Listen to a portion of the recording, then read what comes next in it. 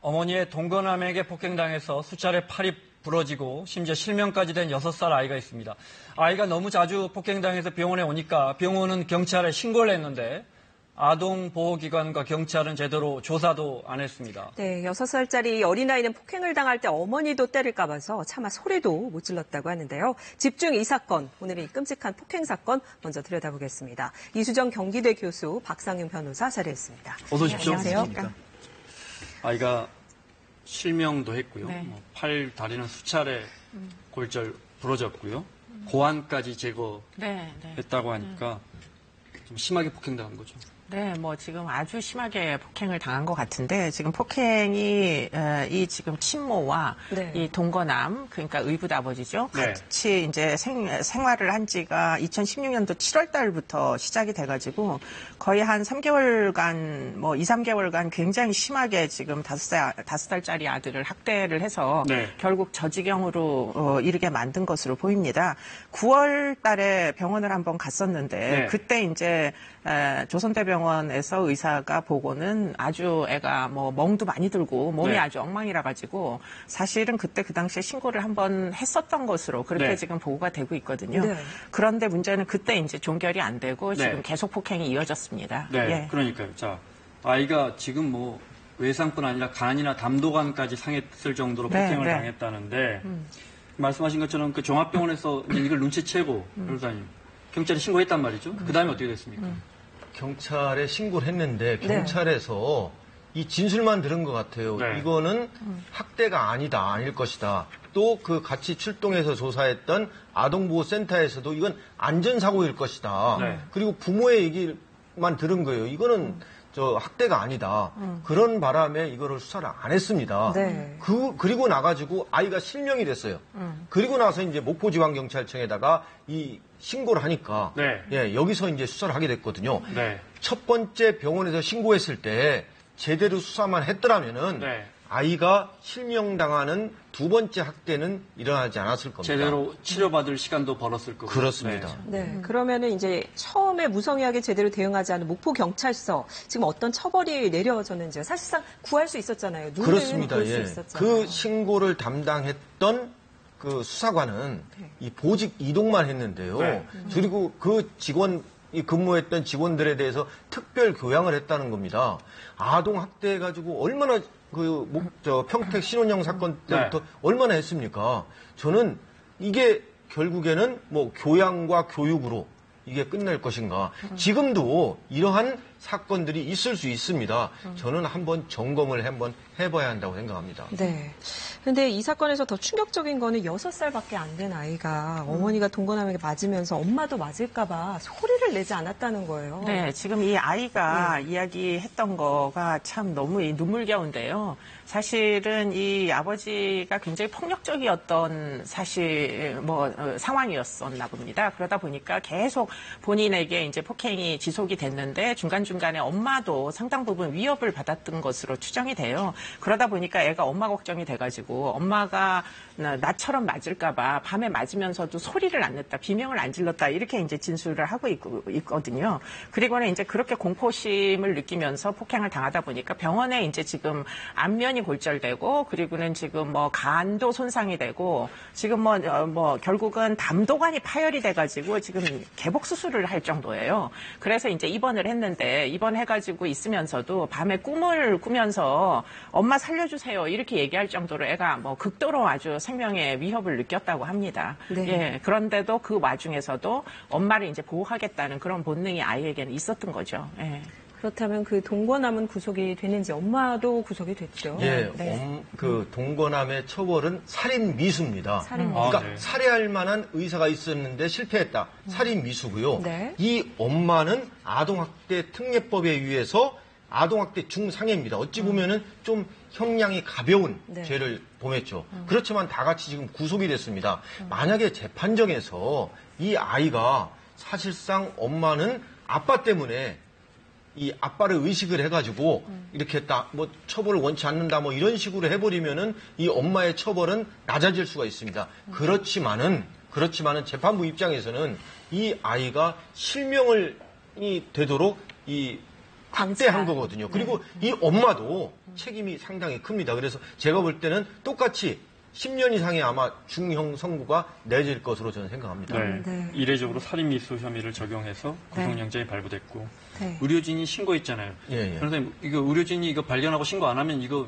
그렇습니다. 의무사항이죠, 이거 예, 법적으로? 예, 예. 네. 병원은 분명히 네. 여기서 폭행이라든가 흔적이 있으면은 경찰 관서에 신고를 해야 됩니다. 네. 그리고 초창기에 이 목포경찰서에서 신고를 했음에도 불구하고 제대로 처리하지 못했거든요. 네. 제가 만약 변호사라면은 국가 상대로 해가지고 손해배상 청구 소송 할 수 있다고 생각합니다. 그럴 수도 있겠군요. 네, 네, 알겠습니다.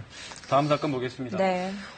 며칠 전에 서울시내 한복판에서 밤에 술 취한 남성이 자신의 여자친구를 마구 폭행한 장면을 보셨죠. 많은 네. 국민들의 공분을 불러일으켰는데 그 화면 보겠습니다. 지난 18일 새벽 저녁 서울 중구의 한 도로입니다. 한 남성이 여성을 마구 폭행하죠. 네. 사람들이 말리고 경찰까지 출동을 했는데 사람 가보자고 그러는데 원칙 파악하니까 재밌었어요. 심지어 이 남성은 주변에 있는 사람들이 이 피해 여성을 보호하려고 하자 이렇게 트럭을 몰고 와서 600m 정도 도주했다가 경찰에 붙잡혔습니다. 시민들하고 함께 잡았습니다. 혈중 알코올 농도가 0.165%니까요. 면허 취소 붙이고 만취 붙입니다. 사실은 폭행 환이 더 있는데 저희가 정말 최소한만 보여드렸습니다. 여성이 얼마나 맞았냐면 치아가 5개, 그중에 3개가 완전히 빠질 정도로 심하게 폭행당했어요. 저거 중상해라 하지만은 네. 저 때린 저 정도에 보면은 아마 이 여자는 저 남자의 폭행에 의해서 내가 죽을 수도 있겠다. 이런 그럼요. 마음을 느꼈을 겁니다. 이거는 네. 한번 더 좀 조사를 해가지고 이 죄명을 중상해로 할 것이냐 네. 또는 살인 미수로 할 것이냐. 네. 앞에 좀 더- 사건과 비슷하죠. 그렇습니다. 네. 예. 좀 더 조사를 한번 해봐야 할 것 같습니다. 네. 네. 피해자 어떻게 됐습니까? 영장 발부. 그렇습니다. 됐죠? 현장에서 체포돼가지고 네. 구속영장이 발부가 됐습니다. 네. 그런데 이제 끔찍한 폭력 후에 이 남성이 피해자 여성에게 보낸 문자가 공개가 됐는데요. 네. 좀 같이 보실까요? 자, 아프지 말고 잘 지내라, 미안하다. 끝까지 이런 모습 보여줘서 미안하다. 한 2, 3년 살 것 같다. 그동안 많이 좋아했고 행복했다.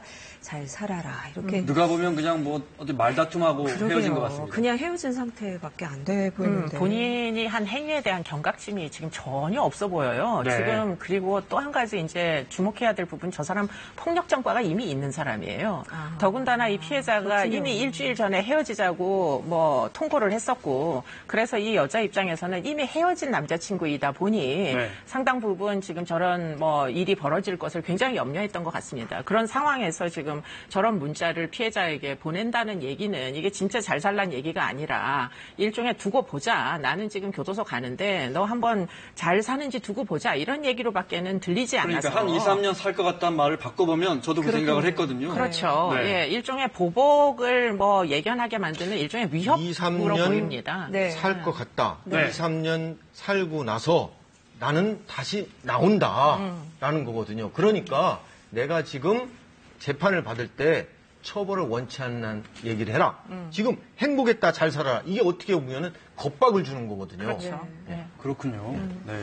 자, 이렇게 뭐 폭행당하는 거 말고도 요즘에 데이트 폭력이 참 이슈가 되고 있거든요. 이것도 데이트 폭력이다. 볼 수 있는 게 어떤 것들이 있을까요? 그러니까 데이트 폭력이라는 용어 자체가 사실은 굉장히 잘못된 용어일 가능성이 높습니다. 네. 앞에다가 이제 데이트자를 붙이니까 네. 이게 사실은 여성에 대한 인명피해가 날 수도 있는 굉장히 심각한 폭력인데 네. 굉장히 로맨틱한 관계를 연상시키는 단어가 과거에 데이트라는 학교에서 거죠. 사랑에 매해가지고 네, 뭐 참, 네. 뭐 과하게 그건 매질에 폭행- 네. 불과한데 네. 그거를 이제 사랑의 매라고 하는 거랑 비슷하게 이것도 결국은 여성이 인명 피해를 사실은 뭐 발생을 시키고 있습니다. 거의 5년간 죽은 여자가 200명이 넘어요. 1년에 거의 한 4, 50명이 지금 이런 관계에서 네. 사망에 이르는 거거든요. 주로 피해자는 여성일 거고요. 그렇죠. 네. 근데 그걸 데이트 폭력이라는 용어로 불러도 되는지 자 일단 그게 이제 그 의문이고요. 네. 뭐 그렇게 봤을 때 신체적 폭행은 당연히 포함되는 거고 언어적 폭행 그리고는 이제 정신적인 폭력이 심리적인 폭력이 이게 정말 심각한데요. 그렇죠.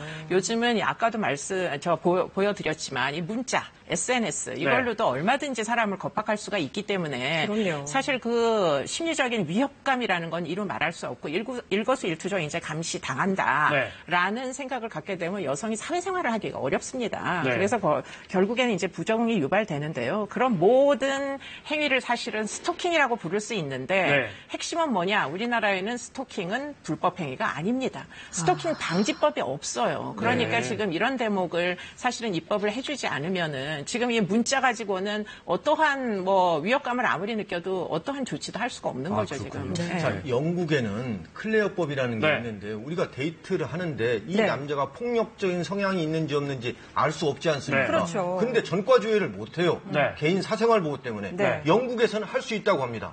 그래서 상대방 이성이 그렇습니다. 네. 예. 이 사람이 전과 조회를 해가지고 폭력 전과가 심하다 하면은 안 만나겠죠. 네. 이게 상당히 예방할 수 있는 법이거든요. 네. 또 하나는 미국은 뭐냐면은 이 여성폭력 방지법이라고 해가지고 네. 폭력 행위가 발생을 하면은 가해자하고 피해자하고 격리를 시켜놓습니다. 네. 그러니까 피해자를 보호해주는 거죠. 그런데 우리는 어떻게 됩니까? 우리는 데이트 오히려 폭력은 저 두 분이 다시 만나서 그렇습니다. 한번 화해 한번 해보세요. 연인들끼리 네. 그런 싸움이 있을 수 있다. 네. 합의를 시키는 경우가 많이 있거든요. 네. 그러다 보니까 이게 한 해 데이트 폭력으로 사망하는 사람이 비공식적인 통계지만 46명이나 된다고 합니다. 네. 네. 그러니까 제가 볼 때는 그리고 이 남녀 간에 헤어지고 나가서 위험을 느끼는 경우가 있어요. 네. 보복할 수 있으니까. 네. 그럴 때 좀 경찰에 신고하면은 신변보호 조치를 해줄 수 있어야 되거든요.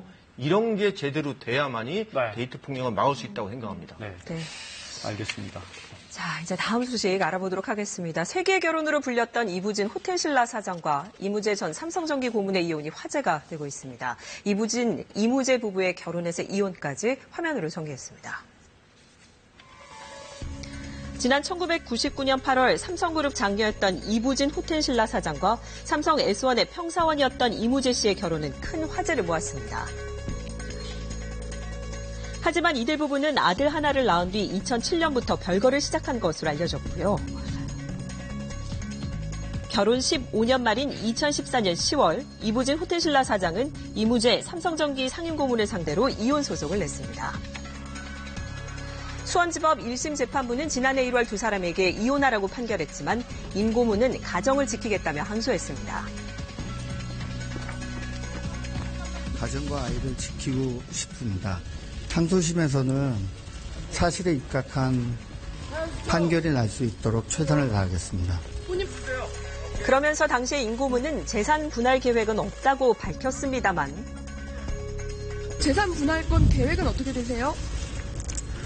가정을 지키고 싶기 때문에 그 부분에 대해서는 전혀 생각지 않고 있습니다. 4개월 뒤인 2016년 6월 이무재 전 고문은 이혼 소송 중인 이부진 호텔신라 사장을 상대로 1조 2천억 원의 위자료와 재산 분할을 청구하는 소송을 냈고요. 어제 가정법원은 두 사람은 이혼하고 이부진 사장은 86억 원의 재산을 이무재 전 고문 측에 분할해 주라고 판결했습니다. 네, 그런데 이제 아들의 친권과 양육권은 어머니 이부진 사장이 갖기로 했습니다. 네, 이유가 네, 뭘까요? 뭐 이미 이제 이 부부 관계는 거의 7년, 8년 전에 이미 끝난 거나 마찬가지고 아이는 네. 엄마랑 이미 살고 있었다고 합니다. 아, 네. 그러다 보니까 그 아이가 성장하는 환경, 뭐 생활하는 환경을 갑자기 바꾸는 것은 적절해 보이지 않아서 양육권은 지금 엄마한테 준 것으로 보이고요. 그런데 이제 흥미로운 건 친권을 공동 친권으로 선고를 했다고 합니다. 네. 이러기는 생각보다 그렇게 쉬운 일은 아닌데 아마도 뭐 법원에서는 그것이 불가피하다고 판단한 그런 이제 이유가 있었던 것으로 추정이 됩니다. 친권이 어머니한테 있는 거하고 친권이 이제 어머니 아버지 같이 있는 건 어떻게 다른 겁니까? 원래 친권은 어머니 아버지가 공동으로 행사할 수 있습니다. 네. 그런데 이번 판결은 판사가 이례적으로 친권은 어머님에게? 어머니에게 네. 줘야 한다 이렇게 네. 했습니다. 그래서 네. 상당히 제가 볼 때는 이무재 전 고문이 네. 상당히 이에 대해서 좀 불만인 것 같습니다. 네. 예, 왜냐하면 친권은 공동으로 행사해야 되거든요. 네, 근데 아. 예. 그런데 법원에서 이례적으로 네, 네. 이 친권은 양육권은 또 어머니한테 갈 수 있어요. 네. 근데 친권까지 이부진 그 회장한테 줬다는 것은 좀 약간 친권이 없으면 어떻게 되는 겁니까? 친권 없으면 자녀에 대한 어떤 권리 행사를 권리가 못 하는 전- 거죠. 아, 네. 교육 문제라든가 뭐 관심 문제. 지금 이무재 전 고문한테 있는 것은 뭐냐면은 면접 교섭권입니다. 네. 예. 아들 만나는 권리 외에는 없어요. 네. 한 달에 한 번 1박 2일로 만날 수 있는 한 달에 한 번. 권한밖에는 네. 지금 받지 못한 것으로 알고 있습니다. 네, 왜냐하면 그 이부진 예. 사장의 아들이면 또 막대한 재산이 상속되거나 증여될 가능성이 높거든요. 그렇습니다. 그렇기 때문에 예. 더 세간의 관심인데 그다음에 앞서 봤지만 이무재 전 고문이 1조 2천억 원의 재산 분할, 재산 중에 1조 예, 예. 2천억 원은 나에게 주라. 아마 청구액 중에 최고가 아니었나, 저희 이혼 그렇습니다. 관련해서. 예. 네, 물론 법원은 86억만 이렇게 예. 나눠줘라 이렇게 됐는데 1조 2천억에 대한 근거가 나오나요? 그러니까 이무재 전 고문이 생각할 때 네. 지금 결혼 생활 15년 했지 않습니까? 네.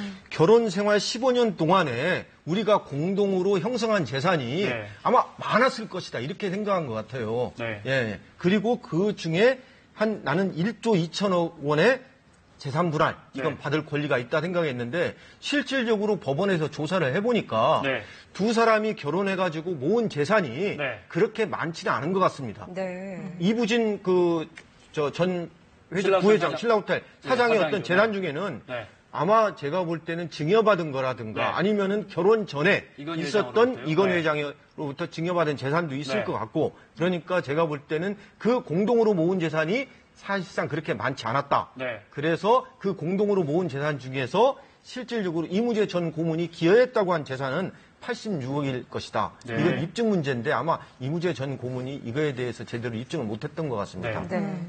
또 이제 과거에 이재용 부회장과 임세령 상무의 이혼도 있었잖아요. 그때는 네. 어땠나요? 그때 그 당시에 2009년도 2월 18일 날 네. 이제 이 소송은 네. 사실은 위자료 재산 분할 양육권 다툼이 있었는데 네. 전격적으로 합의를 해서 이게 이제 합의해버렸군요. 네, 합의를 해가지고 지금 알려지지 않고 정확한 내용은 알려지지 않고 있는데요. 네. 당시에 굉장히 막대한 이제 그 재산 분할을 요구를 했던 것 같습니다. 그런데 지금 이 부분에서 이건희 회장이 적극적으로 역할을 해서 이게 네. 합의에 이르게 했다 이렇게 알려지고 있고요.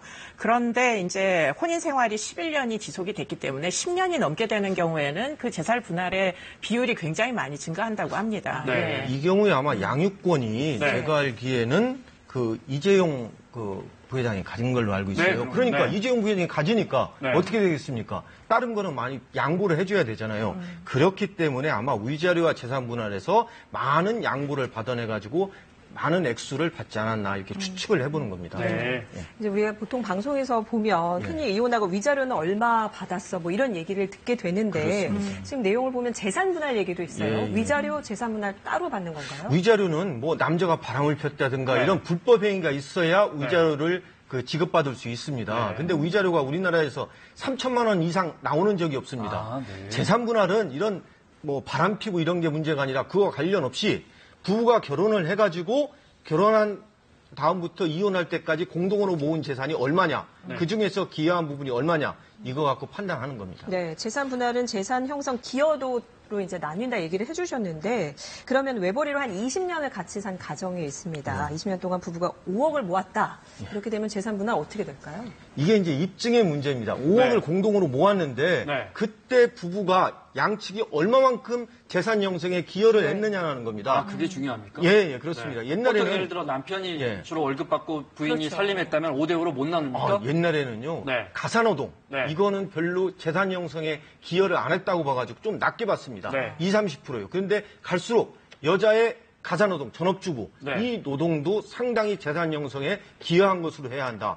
그래서 50%까지 인정을 해줍니다. 네. 어찌 보면은 결혼 생활이 길고 할수록 네. 나중에 재산 분할해서 자기가 가져갈 몫은 커지는 겁니다. 요새는 또 공무원인 경우에 연금도 재산 분할 가능성이 됩니다. 네. 그래서 연금 받을 때까지 좀 참으면서 했다가 하는 경우도 있습니다.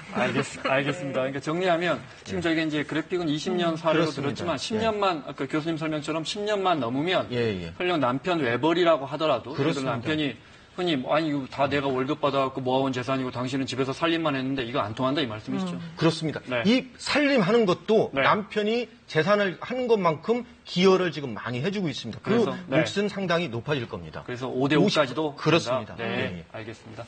자, 집중이 사건 경기대 이수정 교수 그리고 박상용 변호사와 함께했습니다. 두 분 고맙습니다. 감사합니다.